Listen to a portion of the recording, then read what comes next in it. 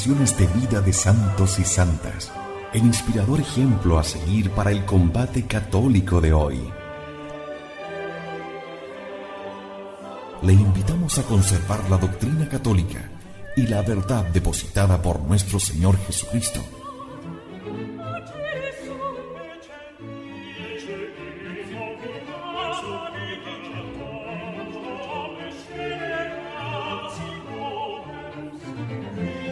Somos Convicción Radio, auténtico catolicismo, por la gloria de Dios y la salvación de las almas.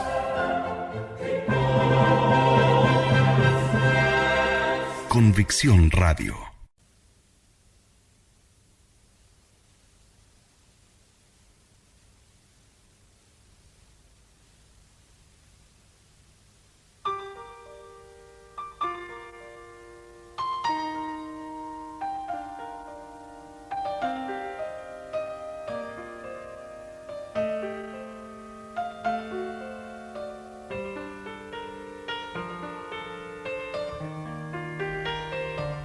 Santa Teresa de Jesús, su vida de oración.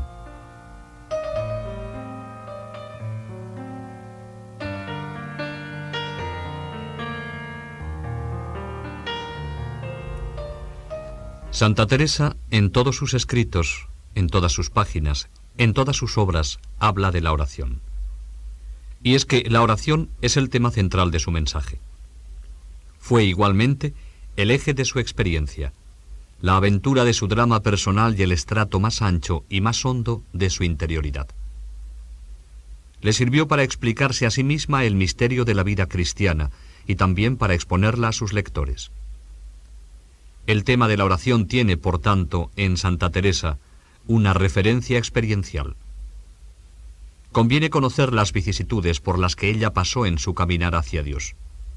Todo ello nos revelará cómo hacía oración Santa Teresa.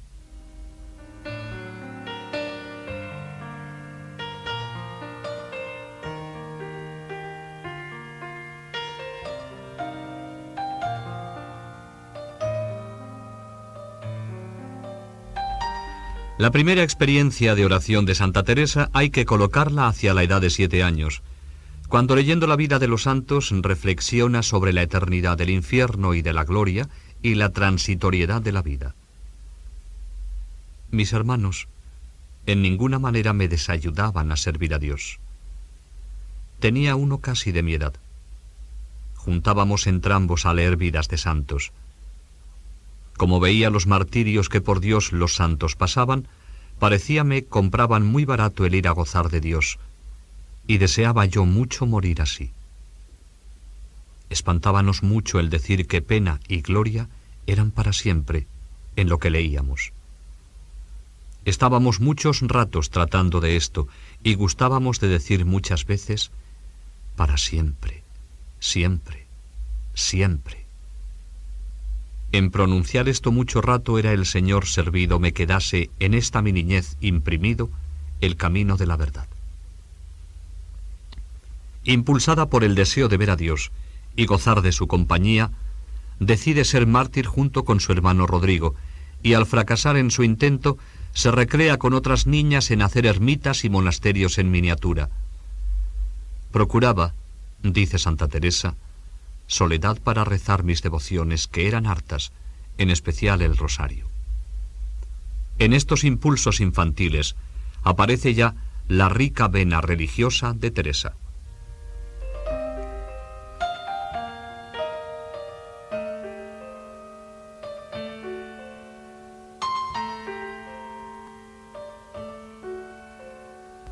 A los 16 años la encontramos que había perdido su antiguo fervor entre galas, perfumes y vanidades. Internada en Santa María de Gracia por su padre, logró reavivar sus antiguos deseos de eternidad. Estuve 1 año y medio en este monasterio, harto mejorada, nos dice Santa Teresa. Comencé a rezar muchas oraciones vocales y a procurar que todas me encomendasen a Dios, que me diese el estado en que le había de servir. Tuvo que salir del monasterio por enfermedad. Va a reponerse a casa de su hermana María, pero en el camino estaba Ortigosa, donde se detuvo, en casa de su tío, el cual con sus buenos ejemplos, lecturas piadosas y su hablar de Dios, le ayudó mucho. Aunque fueron pocos los días que estuve, con la fuerza que hacían en mi corazón las palabras de Dios, así leídas como oídas, y la buena compañía, vine a ir entendiendo la verdad de cuando niña, de que todo era nada, y la vanidad del mundo, y cómo acababa en breve, y a temer, si me hubiera muerto, cómo me iba al infierno. Y aunque no acababa mi voluntad de inclinarse a ser monja, vi era el mejor y más seguro estado. Y así, poco a poco, me determiné a forzarme para tomarle. Allí tomó gusto a la reflexión personal y a la lectura de buenos libros. En este período de su vida hay que destacar que su vocación a la vida religiosa coincide con su vocación a la oración, siendo en la reflexión donde toma contacto con las verdades eternas que hacen posible el paso hacia el convento. Para Teresa, orar es estar con Cristo, vivir con Él, representarle en lo interior del alma para iniciar un diálogo afectivo. A partir de estos primeros años, el Cristo de su oración irá adquiriendo formas mucho más concretas y reales, desde una reconstrucción imaginaria, teniendo delante su retrato, pasando por el sentimiento de su presencia hasta experimentar casi el contacto físico y continuado con su persona. La oración de Teresa va subiendo de grado con su acercamiento cada vez más sensible a la persona de Jesús. Los grados místicos no harán más que potenciar la presencia rudimentaria que Teresa iba reconstruyendo fatigosamente en la soledad de su oratorio.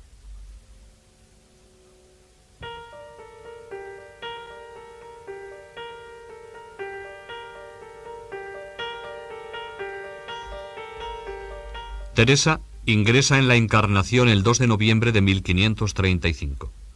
Tenía entonces 21 años. 2 años más tarde hace su profesión de carmelita. Poco después, tiene que salir del convento para curarse de una extraña enfermedad. Y es en esta ocasión, en casa de su tío don Pedro, en Ortigosa, cuando entra en contacto con un libro que va a decidir su vocación contemplativa. El tercer abecedario de Francisco de Osuna. En él aprende lo que es oración de recogimiento e intenta practicarla según el método allí expuesto. Me dio aquel tío mío un libro. Llámase Tercer Abecedario, que trata de enseñar oración de recogimiento. Y puesto que este primer año había leído buenos libros, que no quise más usar de otros, porque ya entendía el daño que me habían hecho. No sabía cómo proceder en oración, ni cómo recogerme. Y así me holgué mucho con él, y determiné seguir aquel camino con todas mis fuerzas. Y, como ya el Señor me había dado don de lágrimas y gustaba leer, comencé a tener ratos de soledad y a confesarme a menudo y comenzar aquel camino, teniendo a aquel libro por maestro. Comenzó su majestad a hacerme tantas mercedes en los principios, que al fin de este tiempo que estuve aquí, comenzó el Señor a regalarme tanto por este camino, que me hacía a merced de darme oración de quietud, y alguna vez llegaba a unión, aunque yo no entendía qué era lo uno ni lo otro, y lo mucho que era de preciar, que creo me hubiera sido un gran bien entenderlo. Verdad es que duraba tan poco esto de unión, que no sé si era un Ave María, mas quedaba con unos efectos tan grandes que, con no haber en este tiempo 20 años, me parece, traía al mundo debajo de los pies, y así me acuerdo que había lástima a los que le seguían, aunque fuesen cosas lícitas. Procuraba lo más que podía traer a Jesucristo, nuestro bien y Señor, dentro de mi presente, y esta era mi manera de oración. Si pensaba en algún paso, le representaba en lo interior, aunque lo más lo gastaba en leer buenos libros, que era toda mi recreación. Los años 1539 a 1542 tenía entonces 24 a 27 años, marcan el apogeo de la paciencia heroica de Santa Teresa. Tan enferma estuvo que la dieron por muerta y estaba ya preparada la sepultura en su convento de la Encarnación. Como consecuencia de su enfermedad, quedó paralítica durante 3 años, siendo este un período muy rico de experiencias religiosas. La oración, a pesar de las distracciones en la enfermería del convento, la sostienen y la iluminan. Paréceme, era toda mi ansia de sanar por estar a solas en oración, como estaba acostumbrada, porque en la enfermería no había aparejo. Me confesaba muy a menudo. Trataba mucho de Dios, de manera que edificaba a todas y se espantaban de la paciencia que el Señor me daba, porque, a no venir de mano de su majestad, parecía imposible poder sufrir tanto mal con tanto contento. Gran cosa fue haberme hecho la merced en la oración que me había hecho, que ésta me hacía entender qué cosa era amarle, porque de aquel poco tiempo vi nuevas en mí estas virtudes, aunque no fuertes, pues no bastaron a sustentarme en justicia. No tratar mal de nadie, por poco que fuese, sino lo ordinario, era excusar toda murmuración, porque traía muy delante que no había de querer ni decir de otra persona lo que no quería dijesen de mí. Tomaba esto con mucho extremo para las ocasiones que había, aunque no tan perfectamente que algunas veces, cuando me las daban grandes, en algo no quebrase. Mas lo continuo era esto. Y así, a las que estaban conmigo y me trataban, las persuadía tanto a esto que se quedaron en costumbre. Y se vino a entender que a donde yo estaba, tenían seguras las espaldas, y en esto estaban con las que yo tenía amistad o parentesco, y enseñaba. Aunque en otras cosas tengo que dar cuenta a Dios del mal ejemplo que les daba. Quedóme deseo de soledad, amiga de tratar y hablar con Dios, comulgar y confesar muy a menudo y desearlo, amiguísima de leer buenos libros. Nos dice Teresa, haciendo referencia a estos años de enfermedad, que el Señor le hacía regalos en la oración. Eran sin duda los atisbos de la oración de quietud y de unión en la frontera misma de la mística, que ya la habían sorprendido en Ortigosa y Becedas, leyendo el tercer abecedario.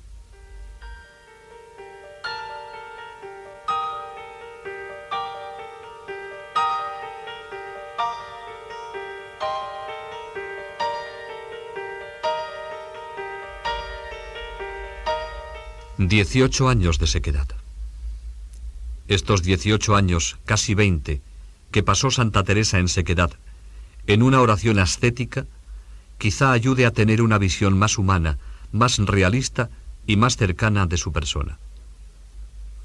En el período que va desde su entrada en la Encarnación en 1535 hasta el año de su conversión, aparecen todos los elementos propios de su oración. En el centro está Cristo, la persona amada con el que se dialoga en silencio. En el período anterior vimos los primeros encuentros, en este se van potenciando. Son pasos decididos hacia la plena intimidad con el Señor. Teresa recurre a algunas estratagemas como intentar reconstruir con la ayuda de pinturas la imagen de Jesús, pensando estar junto a él para hablarle. Nos dice: tenía este modo de oración, que como no podía discurrir con el entendimiento, procuraba representar a Cristo dentro de mí. Tenía tan poca habilidad para con el entendimiento representar cosas que, si no era lo que veía, no me aprovechaba nada a mi imaginación. Yo solo podía pensar en Cristo como hombre, mas es así que jamás le pude representar en mí. Por esta causa era tan amiga de imágenes. En Teresa se impone ante todo su ternura femenina, que no es mero sentimiento. Es preocupación por los demás lo que le hace imaginarse junto a Cristo doliente en su pasión, en su soledad. Aludiendo a esto dice: hallábame mejor, a mi parecer, donde le veía más solo. En especial, me hallaba muy bien en la oración del huerto. Tengo para mí que aquí ganó mucho mi alma. Es una de esas simplicidades de Santa Teresa que le abrieron la puerta de la contemplación y van perfilando su método de oración. Utiliza también otros recursos para estar con Cristo. Espigó en las escenas evangélicas algunas actitudes que más de cerca le llevaban a él. Así, era muy devota de la escena evangélica en la que la samaritana pide al Señor el agua viva. También es muy devota de la gloriosa Magdalena, de la Virgen junto a la cruz acompañada de la Magdalena. Todo era estratégico en su forma de orar. Su única pretensión era revivir dentro del alma la pasión del Señor. La comunión era para ella el momento cumbre de la reviviscencia de la imagen de Jesús, de acompañarle, de hablarle, en una palabra, de hacer oración a su manera. Además del tema central de la persona de Jesús, por la mente de Teresa van pasando durante las largas horas de meditación las verdades eternas, sus pecados, lo mucho que a Dios debe, el infierno y la gloria. No podía reflexionar en las verdades eternas si no era con la ayuda instrumental del libro. En él leía un poco y comenzaba la reflexión, y las verdades meditadas iban abriendo el camino en los propósitos de la voluntad. Ella misma escribe: «No me dio Dios talento de discurrir con el entendimiento, ni de aprovecharme con la imaginación. Si no era acabando de comulgar, jamás osaba comenzar a tener oración sin libro. La sequedad no era lo ordinario, mas era siempre cuando me faltaba libro, y muchas veces, en abriendo el libro, no era menester más. Otras leía poco, otras mucho, conforme a la merced que el Señor me hacía». Esta fue la lucha sostenida por Teresa, como cualquier orante la sostiene hoy, durante 18 años. Sequedad, aburrimiento, hastío, ganas de abandonarla. Todos estos sentimientos pasaron a veces por la mente de Santa Teresa desde que comenzó la oración personal hasta que Dios le fue dando luz por otros caminos.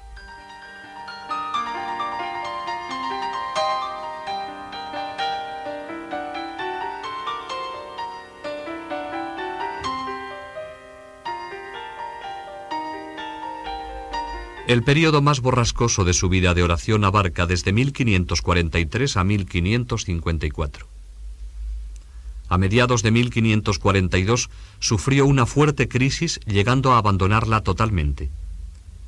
A partir de entonces comienza la época más oscura de su vida, en la que parece se dedicaría a la buena conversación en los locutorios de la Encarnación, cultivando amistades. Ella misma nos ha descrito esta época con unas pinceladas rápidas, pero muy incisivas. Pues así comencé, de pasatiempo en pasatiempo, de vanidad en vanidad, de ocasión en ocasión, a meterme tanto en muy grandes ocasiones y andar tan estragada mi alma en muchas vanidades, que ya yo tenía vergüenza de, en tan particular amistad como es tratar de oración, volverme a llegar a Dios. Me ayudó a esto que, como crecieron los pecados, comenzó a faltarme el gusto y regalo en las cosas de virtud. Veía yo muy claro, Señor mío, que me faltaba esto a mí por faltaros yo a vos. Este fue el más terrible engaño que el demonio me podía hacer debajo de parecer humildad, que comencé a temer de hacer oración al verme tan perdida. Es una época de grandes fluctuaciones. Por una parte, su desbordamiento afectivo en la buena amistad, y por otra, su inquieta búsqueda de Dios en la oración. Me pesaba mucho de que me tuviesen en buena opinión, porque yo sabía lo secreto de mí.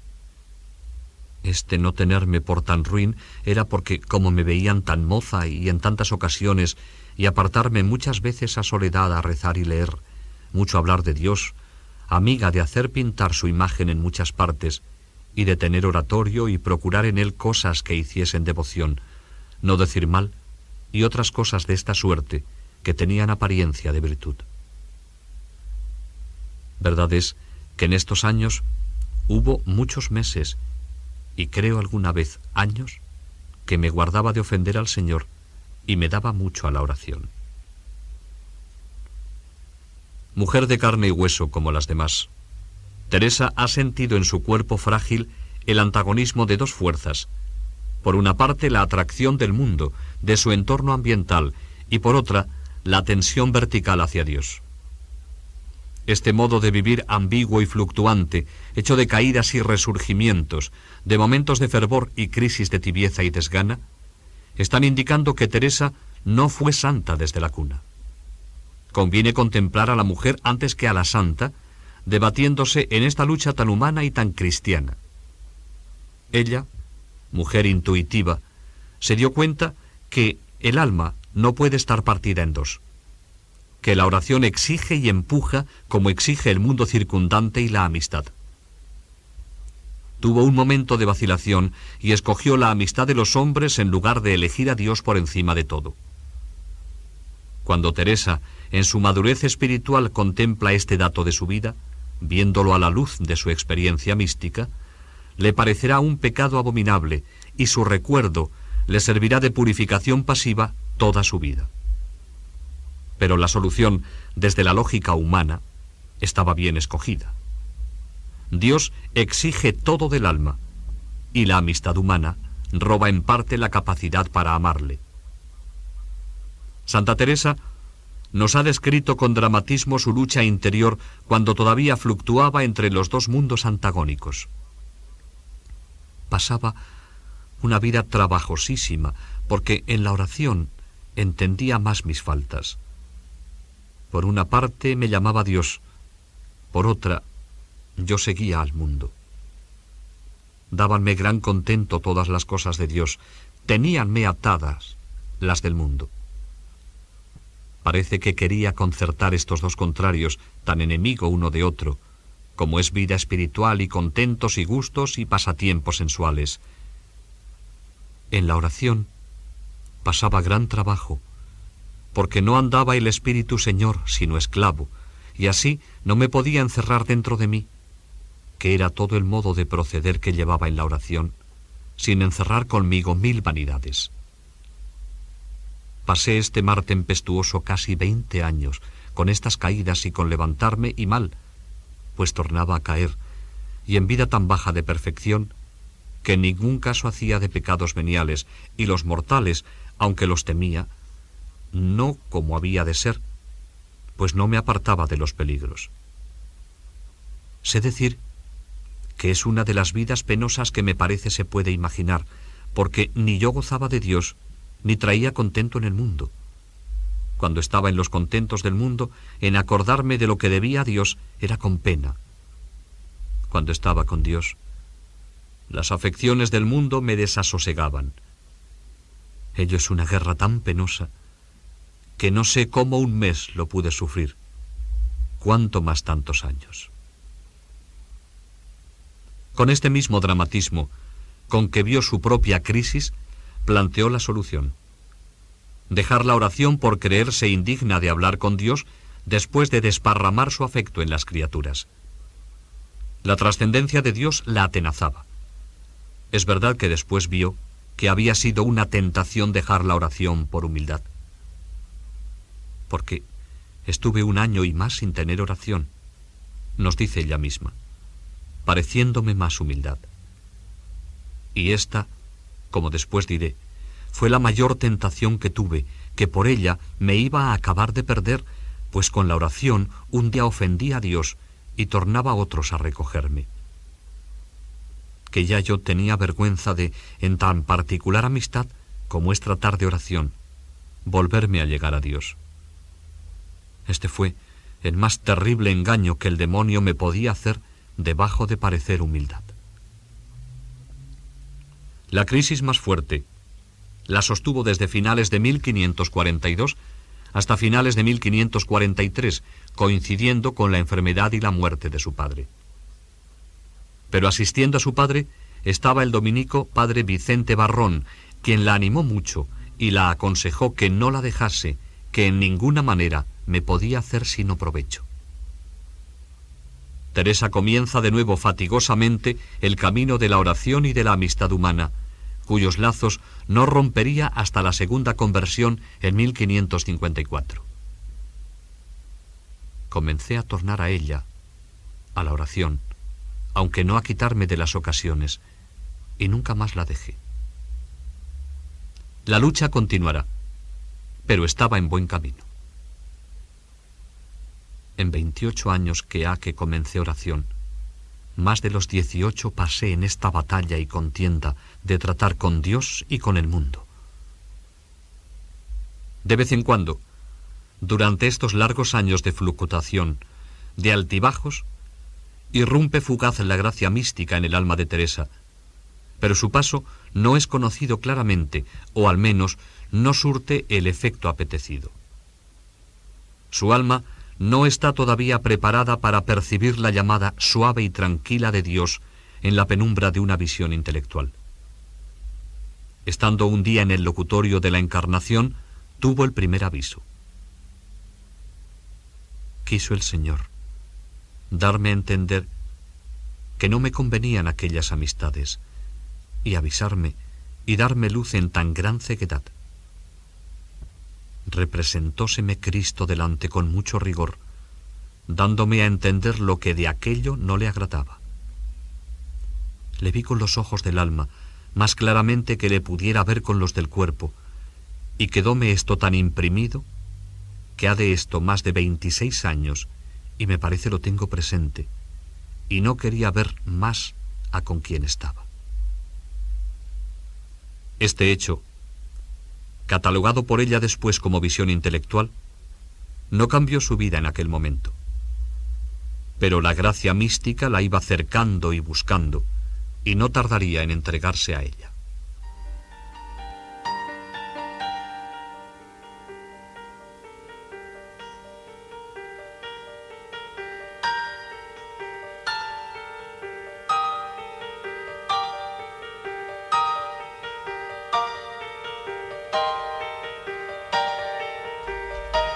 El último periodo de la vida de Santa Teresa, desde los 39 a los 67 años, se caracteriza por una invasión constante, cada vez más rica, de gracias místicas.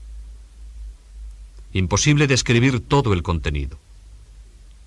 En 1554 se suele colocar el año de su conversión definitiva a Cristo. Es importante valorar este paso decidido de Santa Teresa hacia Cristo desde la oración. La conversión se realiza en momentos de oración. Fue en un oratorio, y todas las actividades que acompañan al sencillo acto de entrar en él manifiestan que se desarrolló en el alma de Teresa un diálogo con Cristo. Era muy devota de Cristo en soledad, y cuando se ponía en oración, procuraba acompañarle. Así nos lo cuenta ella misma. Pues ya andaba mi alma cansada, y aunque quería, no la dejaban descansar las ruines costumbres. Acaecióme que entrando un día en el oratorio, vi una imagen que habían traído allí a guardar, que se había buscado para cierta fiesta que se hacía en casa. Era de Cristo muy llagado, y tan devota que, en mirándola, toda me turbó de verle tal, porque representaba bien lo que pasó por nosotros. Fue tanto lo que sentí de lo mal que había agradecido aquellas llagas, que el corazón me parece se me partía, y arrojóme cabe él con grandísimo derramamiento de lágrimas, suplicándole me fortaleciese ya de una vez para no ofenderle. Paréceme, le dije entonces que no me había de levantar de allí hasta que hiciese lo que le suplicaba. Creo cierto me aprovechó, porque fui mejorando mucho desde entonces. Las primeras gracias místicas la sorprenden con frecuencia en estos momentos de intimidad con el Señor, siempre siguiendo su método tradicional de hacer oración. Acaecíame, en esta representación que hacía de ponerme cabe Cristo que he dicho, y aún algunas veces leyendo, venirme a deshora un sentimiento de la presencia de Dios, que en ninguna manera podía dudar que estaba dentro de mí, o yo toda engolfada en él. Esto no era manera de visión, creo lo llaman mística teología. En las fronteras mismas de la mística, el pensamiento de Jesús amigo sigue rondando todas las puertas de su alma. Cuando por estas fechas de su conversión aparecen los primeros asomos de la oración de quietud y unión, acompañadas por una serie de gracias místicas, su corazón se altera. Pensó si no sería una estratagema del diablo para que abandonase el modo personal que tenía de hacer oración, es decir, que se olvidara de Jesús y no meditase en su sacratísima humanidad. Por eso se alegró y se consoló cuando el primer confesor jesuita, padre Cetina, la aconsejó que continuase meditando en un paso de la pasión. Díjome, tuviese cada día oración en un paso de la pasión, y que me aprovechase de él, y que no pensase sino en la humanidad, y que aquellos recogimientos y gustos resistiese cuanto pudiese, de manera que no los diese lugar hasta que él me dijese otra cosa. Y mucho más se alegró cuando lo vio confirmado por la opinión de San Francisco de Borja. Después de haberme oído, díjome que era Espíritu de Dios y que le parecía que no era bien ya resistirle más, que hasta entonces estaba bien hecho, sino que siempre comenzase la oración en un paso de la pasión, y que si después el Señor me llevase el Espíritu, que no lo resistiese, sino que dejase llevarle a su majestad, no procurándolo yo. El recuerdo de Jesús paciente, que ejercía en su alma toda su fuerza seductora, y siguiendo el consejo del confesor jesuita, comenzó, nos dice ella, a tomar de nuevo amor a la sacratísima humanidad. Santa Teresa dio mucha importancia en su conversión a las confesiones de San Agustín. Al compás de su lectura, inició un diálogo silencioso con Dios, reconocible esta vez por las lágrimas de arrepentimiento que derramó.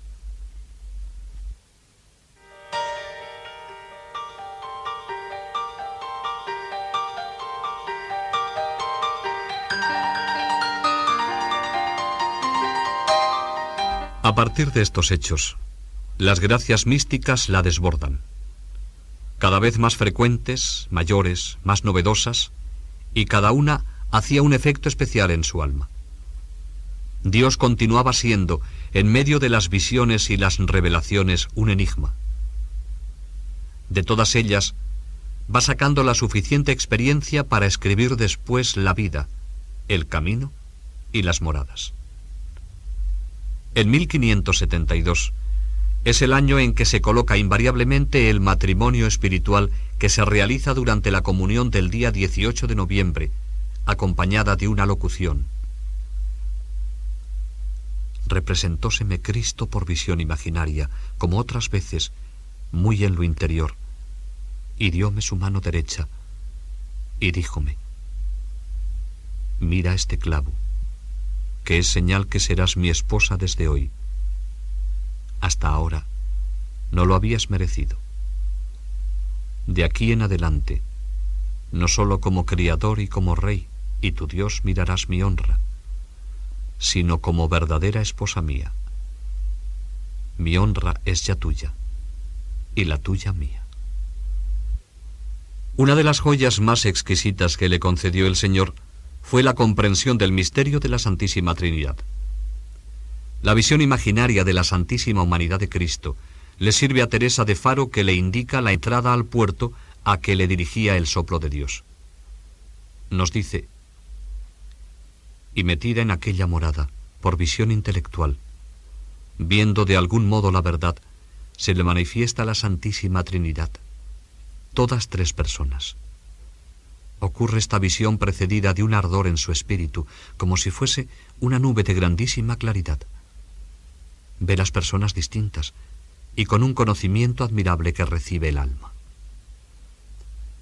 Santa Teresa, los últimos años de su vida estuvo plenamente poseída de Dios. Adquirió la certidumbre de gozar de su gracia, Se le quitaron todos los temores de ser engañada por el demonio.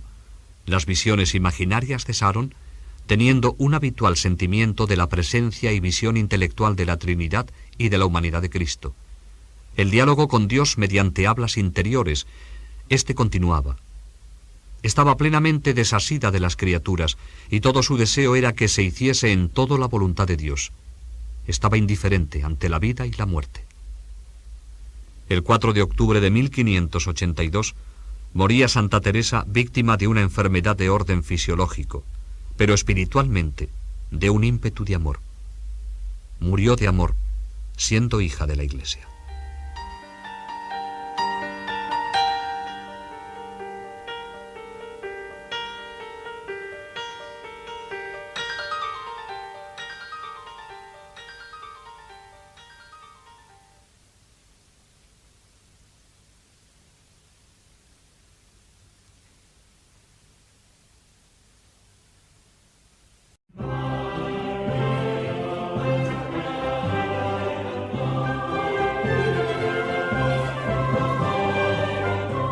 Narraciones de vida de santos y santas, el inspirador ejemplo a seguir para el combate católico de hoy.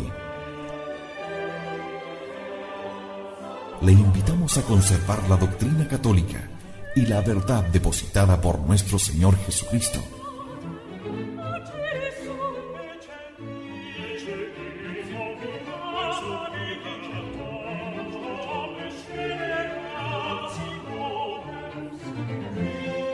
Somos Convicción Radio, auténtico catolicismo, por la gloria de Dios y la salvación de las almas.